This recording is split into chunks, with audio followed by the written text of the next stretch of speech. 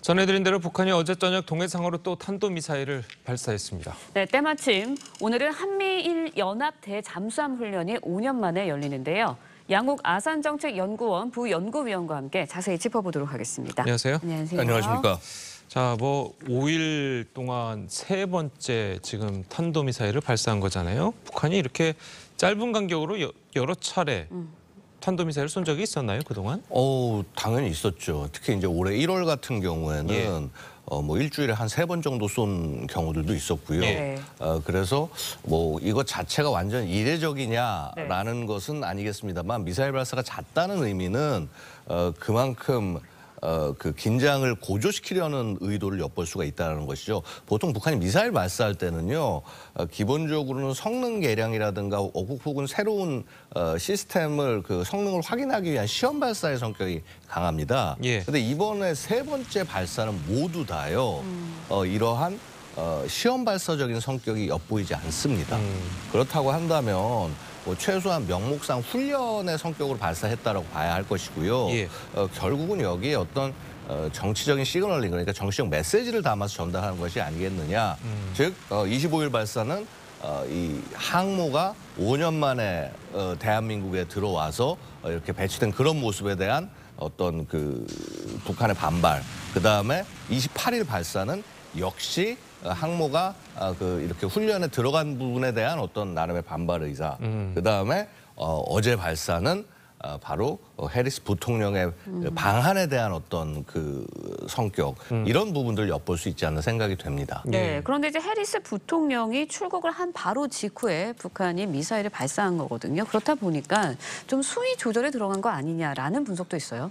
북한이 나름 그래도 그런 부분에 있어서 수위를 조절하긴 합니다. 뭐 예전에 그 뭐 미국 대통령의 예를 들어서 방한 이런 게 있으면요, 당연히 그 기간 동안은 쏘지 않습니다. 그리고 되려 떠나고 난 다음에 이제 발사를 한다거나, 지난번에 바이든 대통령이 방한하고 방일하던 그 시기에도 그 일정이 끝나서 거의 바이든 대통령이 미국 도착하던 시기에 맞춰서 미사일을 발사한 경우들도 있습니다. 그래서 뭐 나름 어떤 수위를 조절했다라고 할 수 있지만요, 조금 예외적인 성격은 하나 있습니다. 네. 뭐냐 하면 미국의 항모가 이 훈련을 하고 있는 동해에서 훈련을 하고 있는 사이에 어쨌거나 동해 방향으로 미사일을 발사했다. 그러니까요. 훈련 기간 중에 발사를 한 경우는 제가 알고 있는 한은 없었습니다. 그래서 그런 측면들이 좀 과거와는 좀 달라진 모습들을 보여준다라고 말씀드릴 수 있겠습니다. 네. 알겠습니다. 자, 그리고 이제 어제 해리스 부통령은 어제 판문점을 방문을 했었죠. 판문점에서 어떤 발언을 했는지 들어보겠습니다. In the north, we see a brutal dictatorship, rampant human rights violations, and an unlawful weapons program that threatens peace and stability. The United States and the world seek a stable and peaceful Korean Peninsula, where the DPRK is no longer a threat. 자, 이 뭐 해리스 부통령 같은 경우에는 북한이 이제 잔혹한 독재 정권, 자 이런 식으로 이제 이야기를 했는데 북한 입장에서는 상당히 불편할 수밖에 없겠어요. 불편할 수밖에 없죠. 근데 사실 기본적으로 미국 민주당 입장은요, 어찌 보면 이전에 트럼프 정부보다 훨씬 더 이런 김정은의 독재 정권에 대해서 굉장히 준엄한 입장입니다. 그래서 뭐 애초에 저렇게 어설프게 대화를 한다거나 어떤 원칙을 내려놓는다라고 하는 것을 좀 이렇게 그 생각하기 힘든 어떤 그런 성격을 가지고 있고요. 결국 어떤 이러한 그 좀 원칙주의적인 모습들 자체가 북한에게 부담이 될 수밖에 없을 것입니다. 네, 여기에 이제 오늘 한미일 3국의 대잠수함 훈련이 5년 만에 개최가 됩니다. 의미가 있는 거죠? 물론 의미가 있죠. 일단 잠수함에 대응한다라는 의미를 좀 이해를 하셔야 되는데요. 잠수함이 가져다주는 위협을 한 3가지 정도 생각해 볼 수 있을 겁니다. 제일 처음 당연히 생각할 수 있는 거는 우리 지난번 천안함 폭침처럼 우리 수상함에 대한 위협이 된다라고 하는 거, 우리 군함에 대한 위협.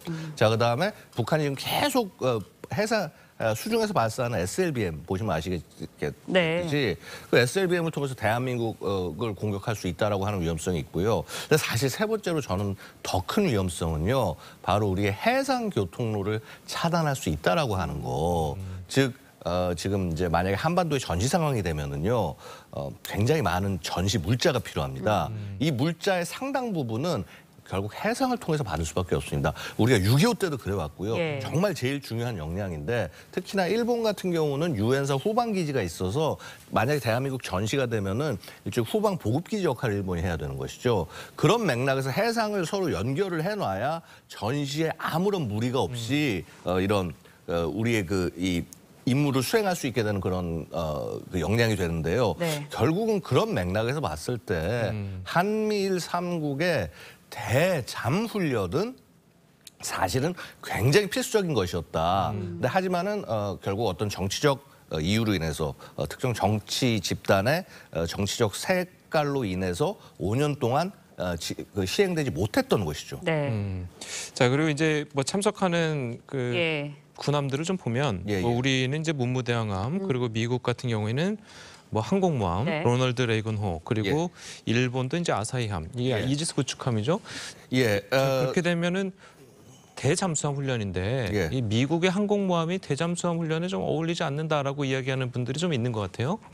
그것도 굉장히 잘못 알고 계시는 부분입니다. 왜냐하면 일단 전단 자체가 물론 항공모함 자체는 타격을 위한 임무를 수행하지만은 예.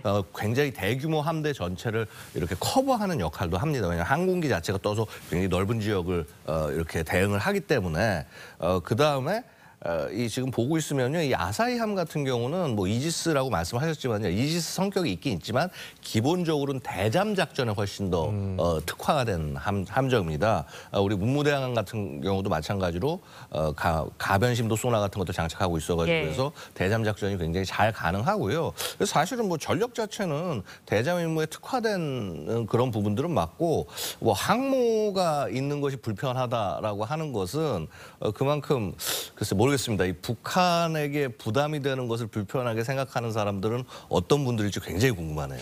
알겠습니다. 예. 네, 북한이 아무래도 위협적이지 않을까라는 생각이 드는데 독도 인근에서도 훈련을 하고 한다고 하는데 그것도 제가 볼 의미가 있는 것 때는요, 이 독도 인근이라고 자꾸 일부 말을 하는데 이것도 일종의 그 좀 프레임이라고 생각을 합니다. 왜냐하면 이게 한일 관계에 안 좋은 가장 이유 중에 하나가 독도인데요. 예. 지금 훈련하는 게 공해상이고요. 150km 떨어진 공해상입니다. 근데 이것을 이제 지금 이렇게 말씀하신 대로 독도 인근이다라고 네. 프레임을 던져놓고 이거는 굉장히 잘못된 훈련이고 일본의 어떤 이득에 이렇게 뭔가 기여를 한다. 이런 식의 프레임을 만들려는 접근이 아니겠냐. 그래서 이 부분은요, 제가 볼 때는 우리 해군이라든가 국방부에서 매우 명확하게 이 부분들을 훈련 장소와 그다음에 의미와 이런 것들을 명확하게 좀 더 밝혀줄 필요가 있지 않나 생각이 듭니다.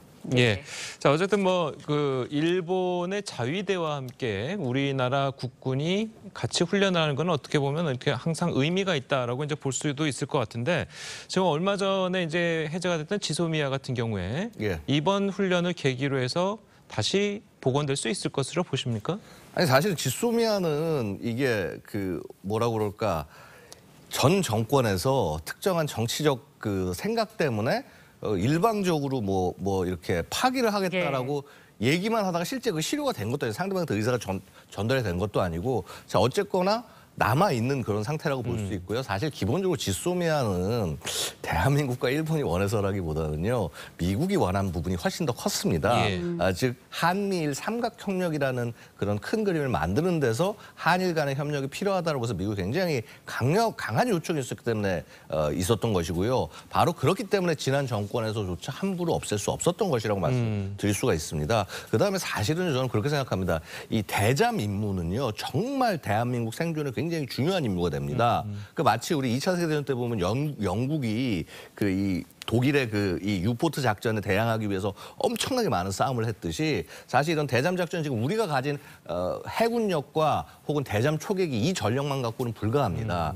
애초에 냉전 시절부터 미국이 유일하게 일본에게 허락했던 것이 대잠, 그다음에 그 기뢰 제거, 소해 네. 이 작전들을 이제 했는데 이런 역량이 있다면 우리가 쓸 수 있는 역량이 있다면은요 이게 일본이고 뭐건 간에 대한민국 국익이 되는 거는 최대한 활용해서 이용할 줄 아는 그런 것이 진짜 전략적 사고라고 할 수 있지 뭔가 이런 하나 어떤 정치적인 예. 그 색깔과 이득을 위해서 이런 부분들을 활용을 하고 심지어는 국가의 기밀이 될 수 있는 훈련 내용을 SNS를 통해서 공개하고 이런 것은요. 굉장히 이적적인 행위라고 말씀을 드릴 수가 있겠습니다. 예. 네. 자, 어쨌든 뭐 일본이 대잠 능력이 탁월한 거는 사실인 거죠? 맞습니다. 왜냐하면 이게 냉전 시절부터 애초에 소련의 위협에 대응을 해서 이 일본을 그렇게 그 능력을 특화할 수 있도록 미국이 많이 지원을 했고 그다음에 방향을 많이 유도를 했던 것이고요. 일본도 거기에 굉장히 충실하게 많은 전력을 키워놨던 것이죠. 예를 들어서 거의 대잠 초계기가 뭐 100여 대 가깝게 운용할 수 있는 국가는요. 거의 그 미국 이외엔 일본밖에 없다. 이렇게 말씀을 드리겠습니다. 알겠습니다. 자, 오늘 말씀 여기까지 듣겠습니다. 잘 들었습니다. 그렇습니다.